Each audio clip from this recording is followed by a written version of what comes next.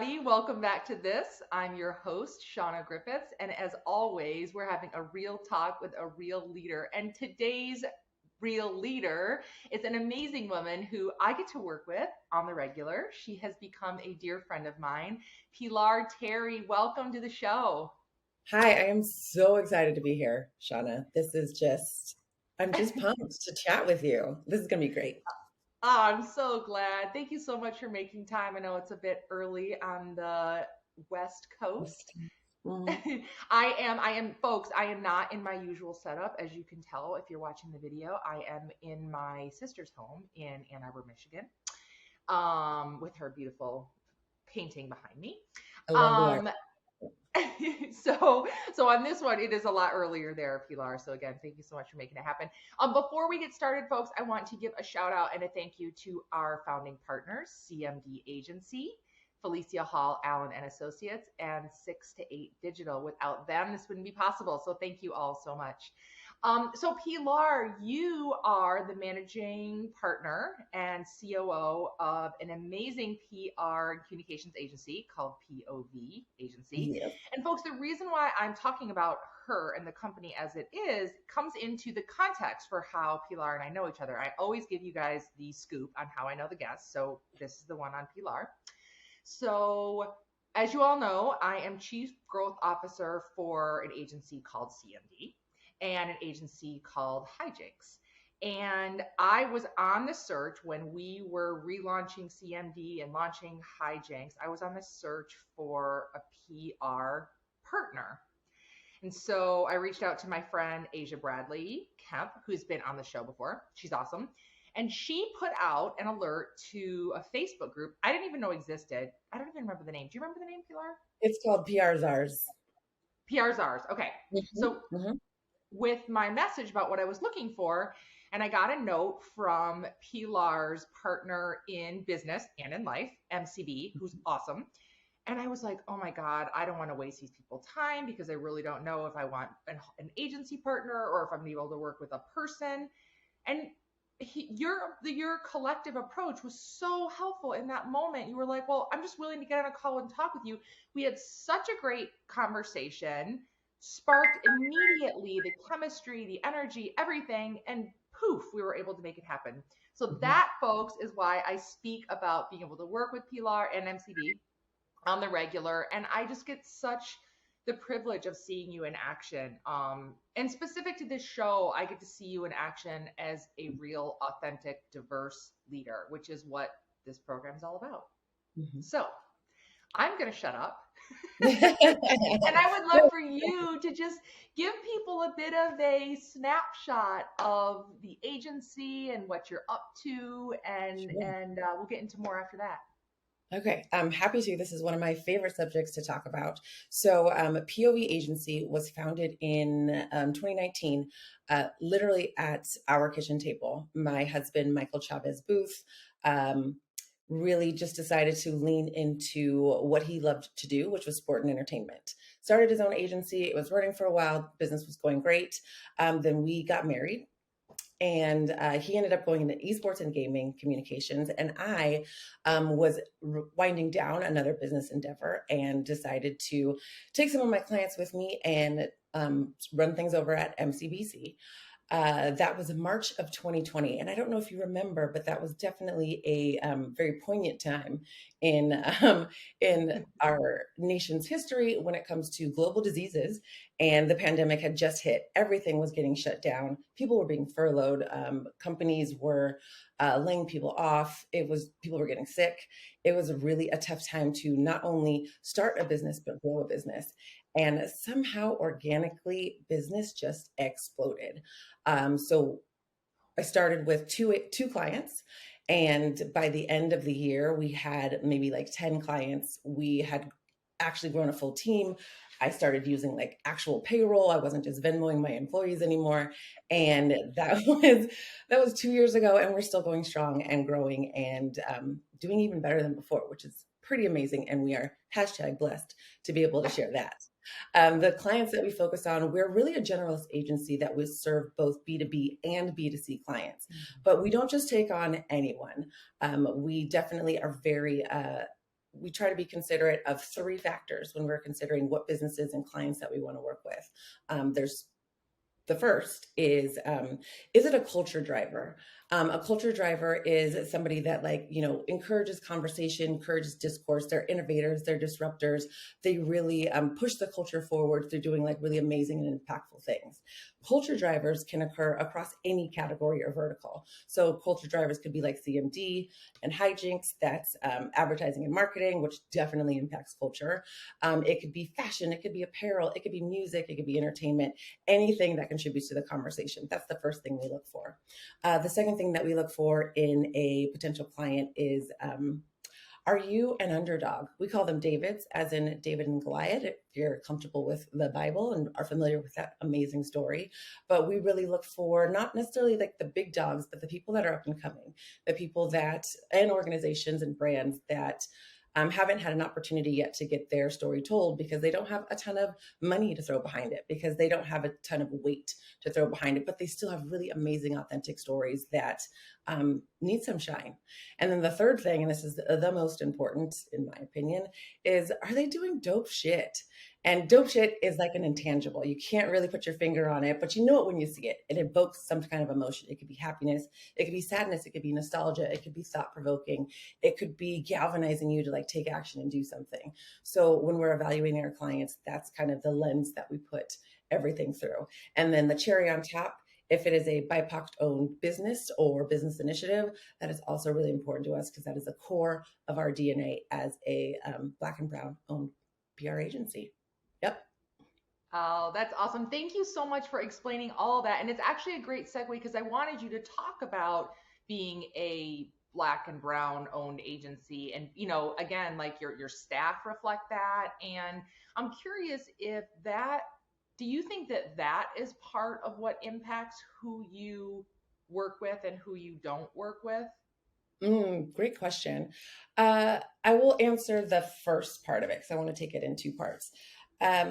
It really, being a Black owned agency, it's not like when I was looking for people to join the team, when I was definitely in need of help, that I was like, I'm only going to hire Black people, or I'm only going to hire women, or I'm only going to hire anybody of color or anybody who was othered. I just was drawn to those people. And I realized that in my career starting out at some of the greatest agencies in the world, that there was not a lot of people that looked like me, especially in leadership positions. So when I had the opportunity to kind of open the door and pull some other people up, I tended to just lean into those within my community that wanted the same things that I wanted to do, and I knew could do the work and do it really well. And I could also be in a leadership position to show them like, this is what's possible in this industry and in this community. So that felt really great. And does it impact, your second question, does it impact who we work with? It absolutely does, but it doesn't preclude us from working with folks that aren't BIPOC. So obviously, Shauna, you, CMD and hijinks are a great example of that. We're not like, oh, well, you're not a BIPOC owned agency, we don't want to work with you. We absolutely do. And I think even in those instances, it might be, I don't want to say more important, but it's definitely, we look at it through a different lens because we have a cultural intelligence that a lot of other PR and communications firms don't have, because their staff tends to be a little more homogenous than ours.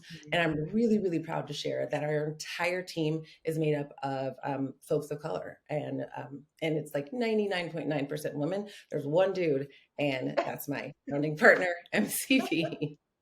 We're trying to change I that. love that. We get on calls sometimes and it's like all the ladies and MCV. Yep. That's his life right now, but it's working out. No, I love that. I love that. Well, I guess there is something that comes to mind for me when I was actually thinking about this. And I've thought about this several times when through our work together, is that I think that it's a bit of a mindset when I'm thinking about, does it impact who you work with? It's also, I think, when you're working with clients, it's like you're looking for forward thinking clients. I would imagine you're looking for clients that have a level of awareness and intelligence to them, and a bit of social, that social awareness. So I think that would, because I would say even for me, before I started working for CMD and I was working on my own, I gravitated toward people who, it didn't have anything to do at the time necessarily with BIPOC, but it had to do with what was their North Star as an Mhm. organization, the people I Totally. was working with. So I thought that was probably could have some impact on how you pick who you're going to work with. It absolutely does, and I think it has an impact on people who are even drawn to us and are asking us questions about working with us because they you can see what the team looks like when you go to the website. So I feel like folks that are like, you know what, my business is missing this. These people can Mm, help me get there. Or yeah. my business is this. And I've been working with others that don't quite understand like where I'm coming from because I'm a woman of color or because I'm Hispanic or a Hispanic man or anything like that. So the folks that we end up working with, there's kind of like a symbiosis. Either we have something that they need and they appreciate that and they know that they don't have it, or we reflect what they look like and we can help them tell their stories more authentically. So it kind of goes both ways, and that's why we don't discriminate here. We will, if you fit, that triangle of Yeah. folks that we're looking to work with, and you've got that mindset to be open to a team that operates like ours, that looks like ours, that has the cultural intelligence and curiosity that ours does, then we're gonna be fine. Yeah. No, I'm really glad we're talking about this because I think for people in the audience who are listening, who again, they might fall in one of those two buckets. I think sometimes if you don't have representation on your side and you're looking for an agency, I think sometimes it can be like almost a level of, you need that or you want that, but there could be a nervousness like, will these people want to Always. work with me? And how do I do Mhm. this? And so again, I think like it here's another thing is that I think that as so many companies are trying to close that gap of not close the gap, excuse me, get to where they need to be in a forward sense as far as diversity as and inclusion is considered. I think Mhm. sometimes it can be really hard to literally physically change the people who are in seats. And so I think that there's steps to get you there. And so I think that something really beautiful about working with an agency that brings that to the table or a company or whomever that is, that partner, again, it can help. It can create that awareness. It can bring something unique to the table that you don't have yet. Does not mean Totally. that you need to, I mean, it actually is part of the work to move forward in a positive way. It doesn't mean that you stop there. But No. I think, again, even people who are listening, they're like, oh gosh, I'm so far from where I want to be as a company in that realm. It is something to consider. Yeah. I think it's important for companies to, first, and you do this really, really well, kind of acknowledge where you're at and be okay with it and not be apologetic about it. Be like, you know what, we need more of X, Y, or Z. And we're not sure how we're going to get there yet, but we're trying. So Mhm. how can, like, it's doing the work on your own and doing the research and expanding your network and not just like fishing in the same pond, or I think what that term is. Yeah. It's not just going back to like the same places that you go for talent. It's not going back to the same places where you go for vendors and partners and collaborators to work with. It's kind of like expanding outside of that. We can certainly help you do that, but we're not going to do the work for you. However, we can be like stewards and guides as you try to accomplish that. I forgot the next thing I was going to say. It was going to be brilliant, but I'm sure it'll come back to me. But acknowledging where We've you're got at. more time. It'll come to you, Okay. P. Yeah, acknowledging where you're at, I think, is like the first step, and then figuring out what what holes you can fill immediately with different type of diverse talent. And I also want to stress that diversity is not just diversity in appearance, not just diversity Right. in race. Like looking at, are you are people on your staff neurodivergent as well? Do they have any kind of handicaps or disabilities? Were they veterans? Are they working parents? Like that's all types of diversity that we embrace here. And then I think that people in the industry, especially advertising and marketing, need to expand their thinking when it comes to DEI, because it's not just, do we have a Black person on staff? Well, we got it. It's it's Check that box. Done. do we have a gay person? Cool. We are Yeah. all done and we've solved racism. It's Yeah. not that. There's No. so many other factors to consider. And we're even working on that here at POV, even though our staff is entirely people of color. We need parents. We need older people. We need people that are neurodivergent. We want to include everybody that has ever been othered to help tell the stories of anybody who has also been othered. And we just happen to be great at telling the stories for the people in the mainstream too. We can do them both. Yeah. Oh, that's awesome. I love the work you're doing. I just appreciate it so much. Um, Thank you. yeah, yeah.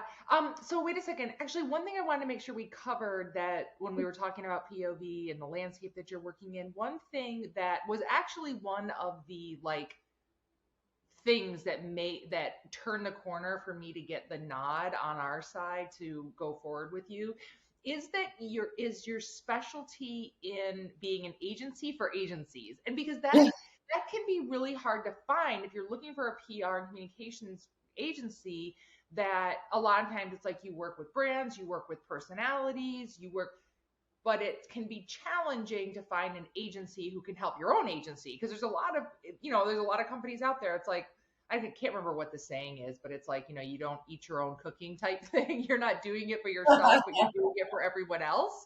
Right, So right. talk a bit about that so people have an understanding of how you operate in that space.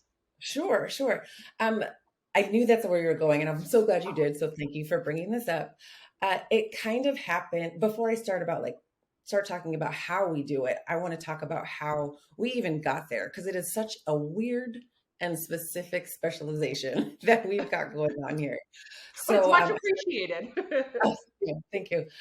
So I started my career doing entertainment PR and marketing, and loved it so much, and kind of kept along that path, and went from big agency to big agency. And I really just fell in love. I'm an agency fangirl.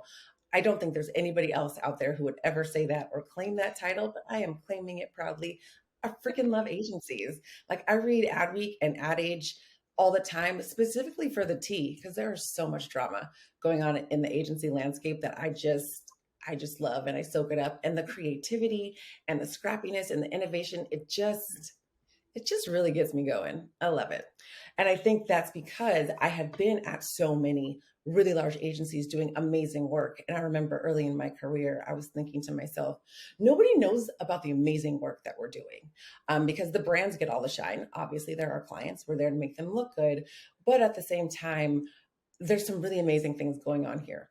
So I was at Davy Brown Entertainment, which is now the marketing arm, and I actually started their first PR department, talking about the work of Davy Brown Entertainment slash the marketing arm, while I was working there, because I was like, we're doing really dope shit and nobody knows about it. I remember the first time I scored an interview with the president of Davy Brown at the time and a writer for LA Times, talking about this brand integration that we did. And I just fell in love with that, getting able to shine a light on the folks that are putting in late hours, that are dropping all of their client work to like work on a really dope RFP. I just fell in love with the hustle and bustle of agency life. So when I started my first business with my former business partner, we kind of ended up representing agencies, and I found that I had a knack for it. And I love an industry trade magazine. Like, those are my favorite things to pitch, because you have to know what you're talking about, and you still have to be a really great storyteller. And I just found that we were successful there. So we were representing Reach Agency, who is still with us today. They've been with us for years. We were representing Cashmere Agency, which is a phenomenal, phenomenal agency that really has cultural intelligence and reaching multicultural audiences down pat. And I was blessed to work with them for a while.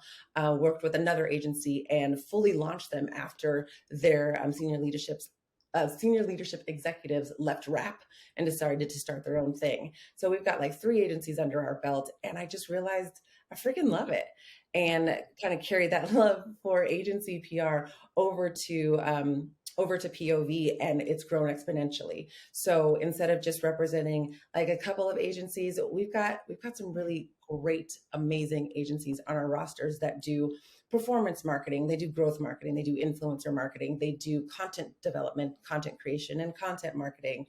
They do digital talent management, they manage creators. I mean, if you're an agency and you know your shit, we want to work with you, and we want to help the industry understand like what a badass you are. It's so fun. It's so fun. It's so awesome, and it's so helpful working with you on a daily basis because you get it. You understand like on our side, if there's so many times I'll ask you something, you're like, yep, I'm already on it, because it's like you understand what it's like to navigate internally, to navigate the challenges of a client. You can help us spot Yes. things. It's great. So the other thing while I'm on this is I want Mhm. to talk about your leadership, because I love, love, love to see it in action. Folks, she and MCB have such a great team around them. And one thing I really noticed, Pete, and I appreciate this, is something I talk about in someone who is leading, I think, in a really authentic and, impact focused way, is your ability to lead kind of like simultaneously lead in the front, lead by the side, and lead behind, your people. And so we'll be on calls and you open up the call and you set the table so nicely, and then you just call on your people and they run the show, and you instill so much confidence in us that us as your client, in those people, because we knew you and you were the founders, and so are like, okay, but automatically, because you trust your people that way, we do, and we're leaning in. And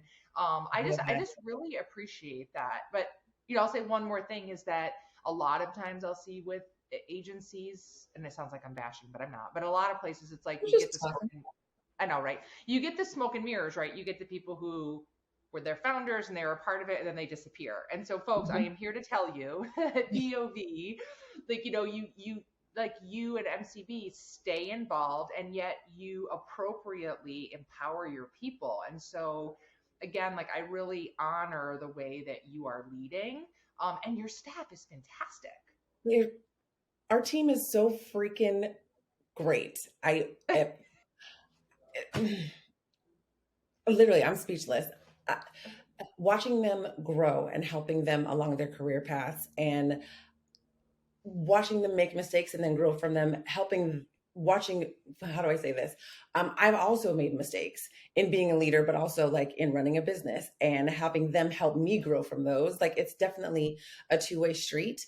And it feels so good to hear you say what you're saying. I needed that validation today, let me tell you. Uh, but again, I'm thinking about, in every way that I operate in this business, from day to day, I am thinking about what I did or didn't have at the beginning of my career, Oh and yeah. trying to solve for that. And I'll be really honest with you, I've overcorrected, in some cases, and now I'm trying to like find my middle. Um, Yeah. so hearing you say you're a great leader feels really great, because I'm like, that was hard fought. It's not like, it's not always smooth. It's not always unicorns and roses, but like the growth, the growth that I've had over the past year, that my team has had over the past year, has been absolutely phenomenal. And I wouldn't trade anything from it. Uh, yeah, it's really great. I'm sorry, I keep getting brain farts.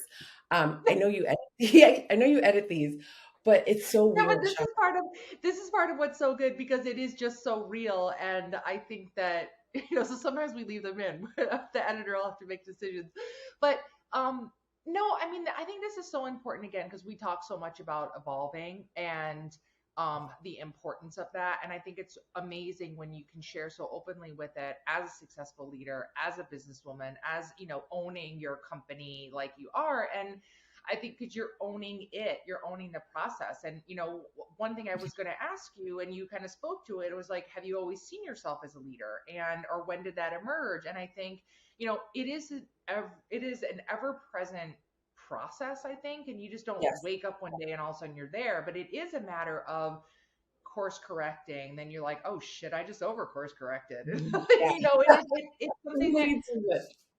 yeah, we kind of have to figure it out along the way. But the evidence so much is, but I think actually this is part of why, what can help you be so relatable to your staff and actually be as impactful as you are, is because you're real, you're human. They're like, oh, and you said something earlier about the staff that you have, and that, you do have BIPOC staff. And just the note when you said that, I thought about representation. Mhm. And I do think it is so important, whether it's because you're a woman, because you're BIPOC, I just think it's really important because that it goes such a long way so that people actually see you as a real leader. You're authentic, you're human, you look like them. They're like, I can be that too. Yeah, that that makes it worth it at the end of the day for me. I think the theme of this year in particular, especially because we're getting close to the end of the year, so you tend to like look back and think about what happened this year. The theme has been like evolution and learning and growing. I have made so many mistakes, so many mistakes this year, and there's been a lot of challenges, and I've just grown from them the best way that I could have. And I'm trying to show my team in real time often, hey, I'm struggling with this, or this is a challenge, or I could really use your help with X, Y, or Z. I'm also changing the way that I lead. I think when I first started, and I'm being very, very honest with you right now, when I first started hiring folks at the company, I was thinking, I want this to be this really happy, warm place that's nurturing and like, feel free to make mistakes here. And I just want this to be a good experience for you as an employee. And that is all wonderful and great. But what I left out of that fact, out of that vision of the company was me and my needs as the boss of the company and the needs of the clients as the clients who are paying the company. So it's trying to find like what's the middle ground between making an environment that is nurturing where you can learn and grow, but also if you mess up, you get called out, but it's called out in a way that's like respectful and compassionate and considerate and kind and still is motivating, even when it's like, hey man, you fucked this up.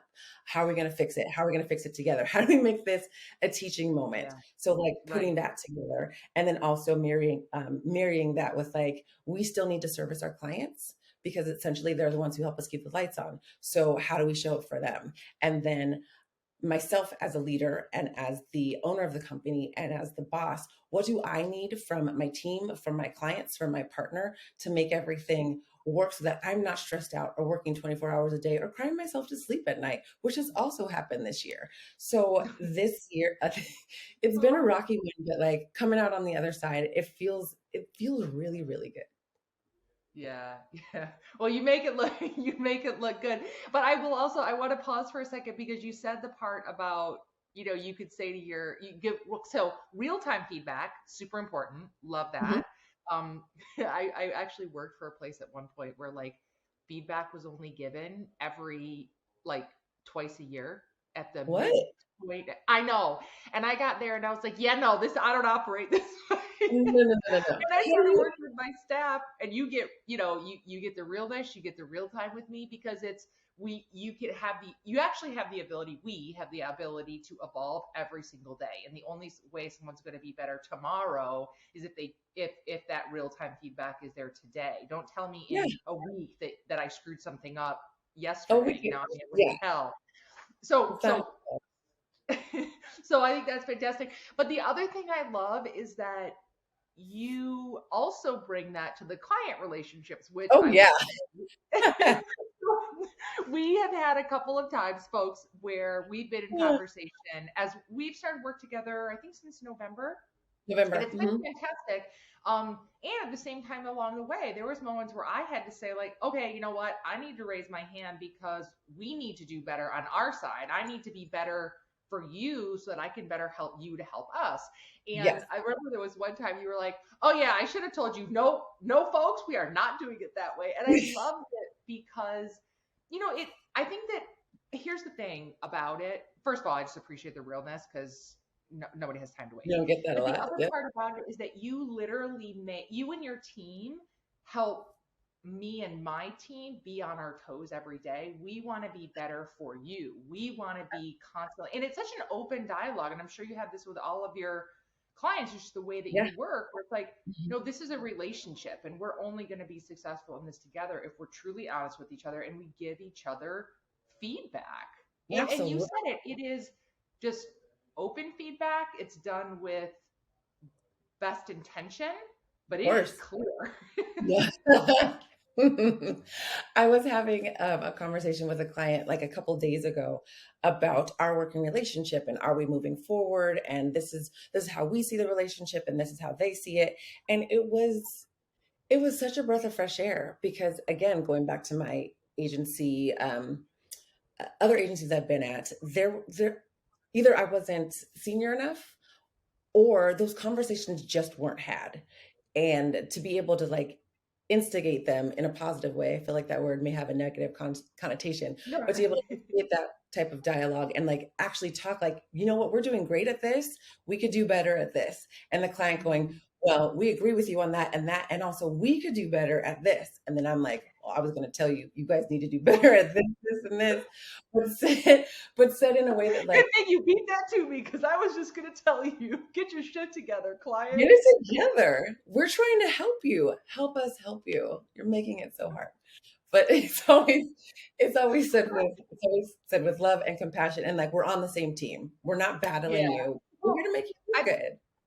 yeah, no, I mean, I think it's helpful. So you guys, so to the audience, we had an experience, and I just knew my gut was like, okay, that was a really painful experience that we created for I know POV. exactly what you're talking about. And so I Oh, wrote them a note, and the subject of the line was like something like painful or that was painful. And it was me coming to you acknowledging where we made it painful. And so I think, again, like, whether it's agency to agency, agency to brand, just people in conversation, you could work these in the people in same conversation. company. I'm pausing to talk about this because I think that it can be just so important that honesty, that I talk about awareness a lot, self-awareness. Mhm. It's not always like, what are you doing for me, and what are your KPIs, or what have you delivered X, Y, and Z. It's also like, okay, how did I show up today for that person, Damn, those people? And that so I part. think and I think you and I, or not just you and I, say our organizations have found that for each other. And I think Mhm. like it's really, really wonderful to be in partnership with someone, with a group that they're thinking that way as well. Yes, I wish more people treated their professional relationships a little more similarly to their personal relationships. And I feel like the way that folks have been showing up at work, not as of late, because Gen Z is definitely helping with this cultural shift to like be more of your authentic self everywhere that you show up in life. But I feel like people had like their work self and their professional their work self and their at home self, and they were two separate folks. And I can't operate that way anymore. I used to be that person, and now I'm just like, this is who you get. So Yeah. I'm going to drop an F-bomb on a call, or I'm going to tell you why this was not cool, or I'm going to tell you that this was great and this is why. I'm going to show up like I show up with my husband, with my clients, with my friends, with my clients. And I feel like people can feel that. And then our relationships just get so much better and so much collaborative because it's like, you're not holding back from me. You're not trying to put on airs. I'm not trying to put on airs either. Let's just get into the muck and figure it out. Well, it's Yeah. working. It's working. And people are staying with us and we're retaining clients because of that collaboration and mutual respect for one another. It's Yeah. working out. Yeah. Yeah. Oh, It wait, it just shines through, and it's so appreciated. I don't quite understand that whole like be somebody part of the day, be some. And I will say that I think that I have to be careful when I say that because I think that there's an element of privilege where some people where it's like, I was just about to speak to that. Yeah. yeah. So anyway, so I brought it up, but I think you knew where I was going. So I would love your thoughts on that because, again, as Cool. a white woman, I think What? that You're I white? pardon. I said, you're white, Sean. What? No, but I do think it's interesting because, like, I do really support people bringing their whole selves forward, and for me to say like I don't understand not having to be one person. It's not that I don't understand it. I mean, I don't. That You is just don't have to not do the it. reality that I hope that, and that's why I try to facilitate environments where people can bring their whole selves forward. Right. But I would love your thoughts about what that element of the privilege and that dynamic that it creates. Sure. You are speaking to, without knowing it, code switching, which I'm sure you've heard that term before. Yes. And when I was talking about the people that are one way professionally and one way personally, I was actually referring to myself basically prior to 2020. And the summer of 2020 was a pivotal moment for like this whole country, but also for me personally. It was the first time that I felt proud to be a Black woman. Like, not proud of the fact that I could, I was raised in a predominantly white community. I grew up going to private schools my whole life. I graduated from USC. So a point of pride for myself prior to 2020 was that I could move in any space. I could assimilate with the best of them. I could code switch. Like, you put me in a room with a whole bunch of old white dudes, I got them eating out of the palm of my hand. You put me in a room with like 7-year-old Asian kids, I can do that too. So like anywhere that in any environment, I was like a chameleon, and I was in there somewhere, but it wasn't always authentically me because I felt like I had to be a certain type of Black woman so that I could be successful in corporate America, so that people would take me seriously, so that people wouldn't discount my work or my value or what I had to bring to the table because of the way that I looked and how I presented. So I really bought into that for a really long time, a really long time. And even with my first company that I started with a partner, I thought I had to have that partner because I couldn't do it on my own as a Black woman. I wasn't enough. That's how I was walking around and moving through life. And then when George Floyd happened and the world finally took notice, and you got Gen Z like beating doors down and lighting things on fire and saying like, this is not okay. When I knew in my heart it wasn't okay, I was like, you know what? Fuck this. I am not going to be a version of myself anymore. This is my company. I am running it. I am making the decisions on who we work with. I am making the decisions on like how we operate as a company and how we show up. And I'm going to show the fuck up like the Black woman that I am. That was the first time. I feel so sad for my past self that it took me so long to get here. But now that I'm here, like, there's no putting the genie back in the bottle, man. You're stuck with me. You're stuck with me just like this. I love it. I literally, as you're saying it, I have like chills because I just think it's such a beautiful thing, I think when things happen and we pause to figure out the relationship between that thing happening and our own journey. And I love that that Mhm. became a moment of empowerment for you, and you stand in your strength in such a beautiful way. And again, I think you're a beacon for the people you're leading, for your clients. And Thank I just you. appreciate, I know I'm going to get realness from you all the time. And I think that can be really helpful from a client, your staff, whomever around you. One of the hardest things is if you don't know what version of the person you're going to get that day. And Oof. that consistency that you provide for people, they can count on that and they know what they're getting from you. And, I think that it also can be when you stand in your strength like that, Mhm. just is, again, I sound so cheesy because these are the words that I have around the business, but it absolutely magnifies the impact you can have. So Thank you. This is the most validating interview I've ever had. I will take it. Let's do this every Friday. I no, I know. love it. No, but I also love, I appreciate even just how forthcoming you've been here, because I didn't actually plan to ask you about those things, but just was, very organic in the conversation. So I appreciate you being so open and sharing. Of And this course. is part of, I think I told you, like, I actually created this out of the George Floyd murder, Yes. the amount of social injustice that was going on, where I was like, I am sick and tired of it, and I need to find a way that I can create impact and use whatever influence I have, Yeah. and the influence of others who are coming to like show people a way of leading authentically, consciously. So thank you for being such, I said it before, like a beacon of that. It's great. You're welcome. And thank you for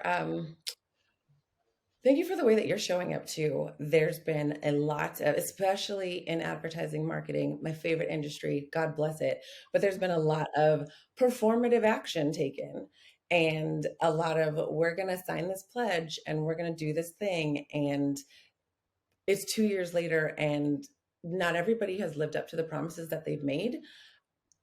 And the fact that you're still doing this means that you are really committed, and we appreciate that. Thank you for being an ally. No, thank you Mm. so much. You're so amazing. I know before we started recording, folks, we were like, we're just getting a 45-minute love fest. Love fest. so, That's what so this you're, is, guys. you're getting some of that. But speaking of impact and you do have this incredible company that you've created and you're representing for your staff and all that. You also, in your air quotes spare time, happen to be an advisor. You sit on a board of directors. Yes. Talk about, I actually don't know anything about those roles and why Oh, you're in. okay. So talk to us a little bit about that. Sure, sure. So I am one of my favorite like free time activities is being on the University of Southern California Annenberg's Alumni Advisory Board. Gosh, it's such a mouthful. But it's basically alumni from USC's Annenberg School of Journalism and Communication.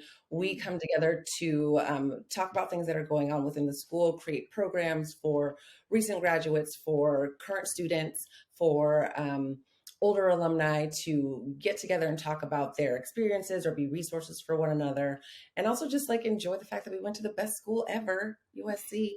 It's it's wonderful. In addition to being on the alumni advisory board at USC, I'm also a mentor with Seeing Me in Media, which is a program that's coming out of the Annenberg School. And I just had like my second meeting with what my third mentee I think I've had through this program. And she is such a light. I just can't wait to be a part of her career journey and hopefully become part of her personal life too and like help her grow. And another funny story about that, one of my our first full-time employee, was a mentee that I hired through that mentorship program. And she's still with us today. It's Kendall, by the way. Oh, Yeah, so it's been really awesome, like, you know, kind of like being the person that I always wanted to have for myself, meaning like I graduated from the school, now I'm mentoring somebody at that school, then I was able to hire somebody from that same, like I'm just perpetuating the cycle of Black awesomeness. It just, it's, I love that. I love giving back. I tell this to students all the time or any young professional, hit me up on LinkedIn or send me a text or a DM or whatever. I'm willing to talk to you about anything. I'm willing to answer questions. I think I've got like 3 of those calls set up next week. I love mentorship. I love just being that resource that I would have wanted to have when I was their age. So that's the USC part. I'm also I'm on the board of directors for the Foundation of Hearst Castle, which is wild to say because I'm the first Black woman director for that board. And basically, what we do is help the Hearst Castle continue its mission of being, education and preservation. My favorite programs through the Hearst Castle are their program where they take local school kids, Black and brown kids mostly, they take them to the castle to learn, like to tour the castle and like see it and learn about like architecture and math and STEM. And then they go down to the beach because it's in San Simeon on the California coastline, and they learn about marine biology. Like, how cool is that?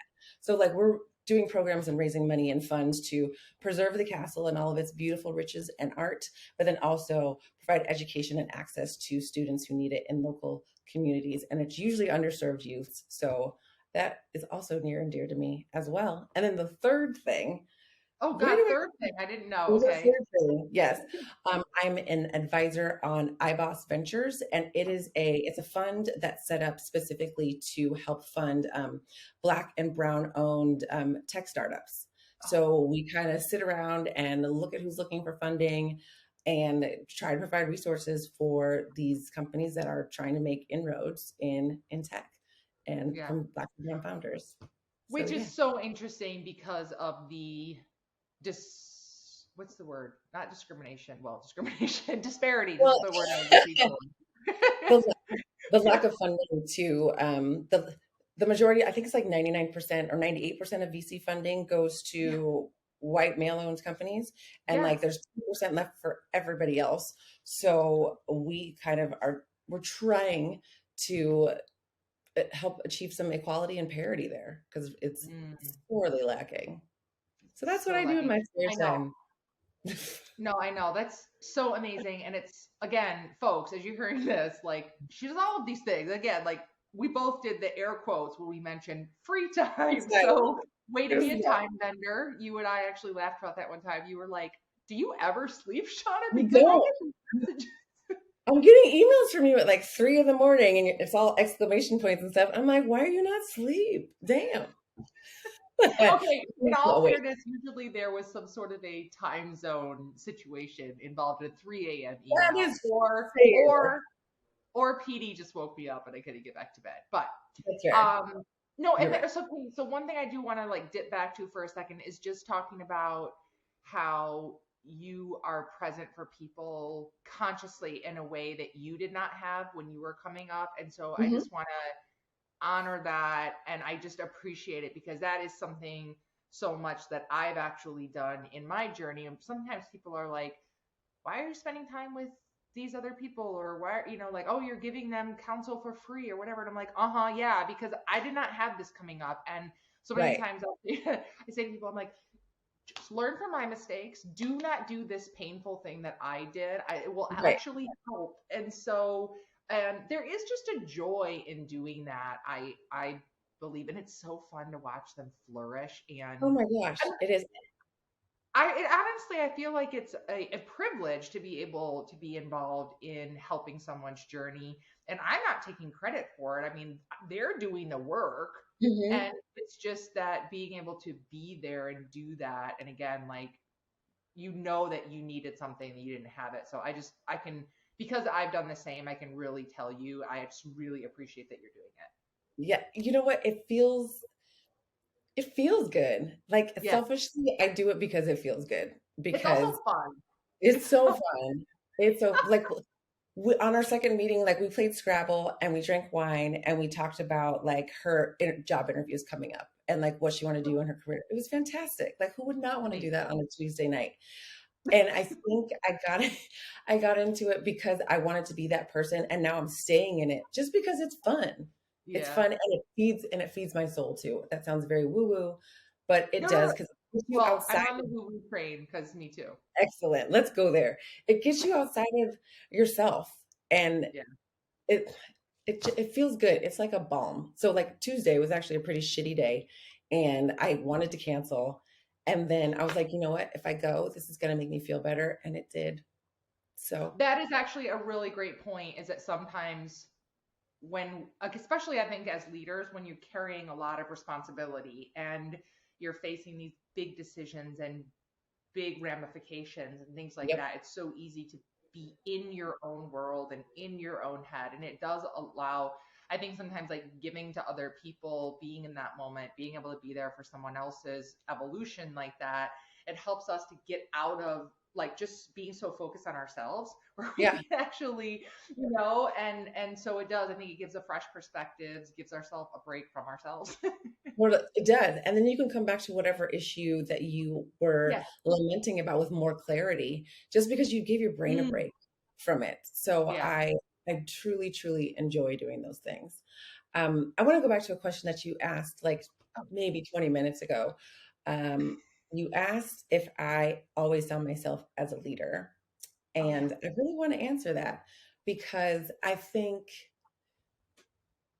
I did, but I didn't know what kind of leader I wanted to be. And that is starting to become crystallized. So I'm going to go really far back to eighth grade. I went to a private Christian school and we had an exercise where like we became the Catholic Church for some reason. I don't know. And so I know, Shauna, I don't understand. Hey, I went to private Catholic school coming up too. So as you're saying this, my brain is going like, did I have to become the church? What happened? Okay, go ahead. Well, I just remember our eighth grade history teacher, Mr. Orr, he assigned roles in the church to everybody. And he was like, Pilar, you're going to be the Pope because you are a natural born leader. And that was the first time I think somebody in a position of authority, and not just me with my friends trying to be bossy, was like, you're a leader. And then that theme just continued throughout my academic career. So like I was always a captain of something. I was always leading something or on student body sorry, what is it? Student body council? Student, I you think know. so, yeah. Yeah, Yeah, yeah. gosh, I'm That's so it. old. I'm like, when was it again? Tell me about school. I don't know what it's called now, but that's what I was Oh, coming up. It was yeah, called. same. Uh, and so I've always been in positions of leadership, but I don't think I was a leader that wanted to be liked and maybe not a leader that was effective. And now I'm Oh, turning that like on its head. And now it's like, how can I be effective? And that's yeah. what's driving me forward as a leader now. Yeah. Mm, Mm. that's a good one. Thank you for going back to that. I appreciate You're it. welcome. And being effective does not mean that people are going to like you all the time. And you've got to get comfortable No. with that. Yeah. Yes. Absolutely. Hmm. Absolutely. Um, I could go on rabbit hole about that, but I will not. I will save myself for this Okay. last question Okay. because we have hit so many topics and you've been So so many. wonderfully transparent and your wonderful self through it all.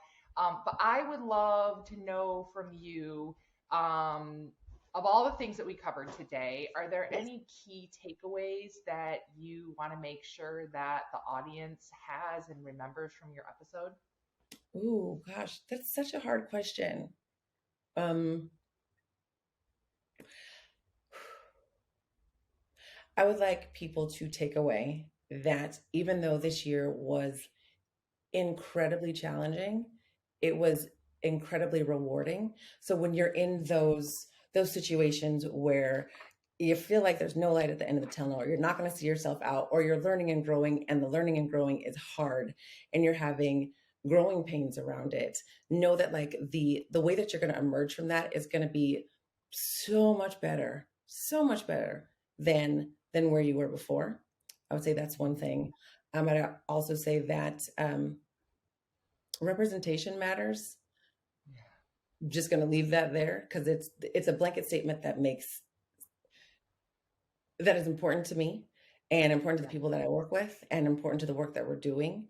And be kind to yourself.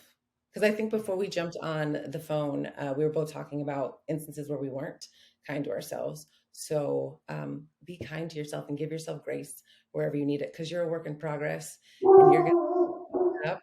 And is that PD?